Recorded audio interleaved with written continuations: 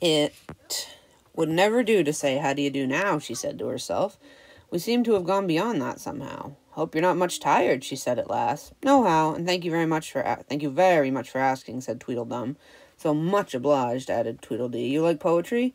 "Yes, pretty well. Some poetry," Alice said doubtfully. "Would you tell me which road leads out of the wood?" "What shall I repeat to her?" said Tweedledee, looking around at Tweedledum with great solemn eyes, and not noticing Alice's question. "The Walrus and the Carpenter is the longest," Tweedledum replied, giving his brother an affectionate hug. Tweedledee began instantly. "The sun was shining." Here Alice ventured to interrupt him. "If it is very long," she said, as politely as she could, "would you please tell me first which road—" Tweedledee smiled gently, and began again. "The sun was shining on the sea, shining with all his might. He did his very best to make the billows smooth and bright. And this was odd, because it was the middle of the night.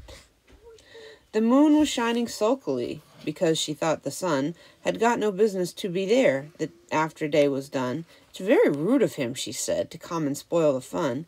The sea was wet as it could be. The sands were dry as dry. You could not see a cloud because no cloud was in the sky. No birds were flying overhead. There were no birds to fly. The Walrus and the Carpenter were walking close at hand. She wept like anything to see such quantities of sand. If this were only cleared away, they said, it would be grand. If 7 maids with 7 mops swept it for half a year. Do you suppose, the Walrus said, that they could get it clear? I doubt it, said the Carpenter, and shed a bitter tear. Oh, oysters, come and walk with us, the Walrus did beseech. A pleasant walk along the briny beach. We cannot do with more than 4, to give each one a hand. The eldest oyster looked at him, but never a word he said.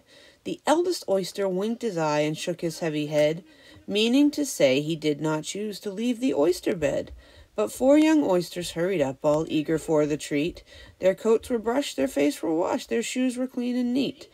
And this was odd because, they hadn't any feet. 4 other oysters followed them, and yet another 4, and thick as fast they came at last, and more and more and more, all hopping through the frothy waves and scrambling to the shore. The Walrus and the Carpenter walked on a mile or so, and then they rested on a rock, conveniently low, and all the little oysters stood and waited in a row. The time has come, the Walrus said, to talk of many things, of shoes and ships and sealing wax, and cabbages and kings, and why the sea is boiling hot and whether pigs have wings.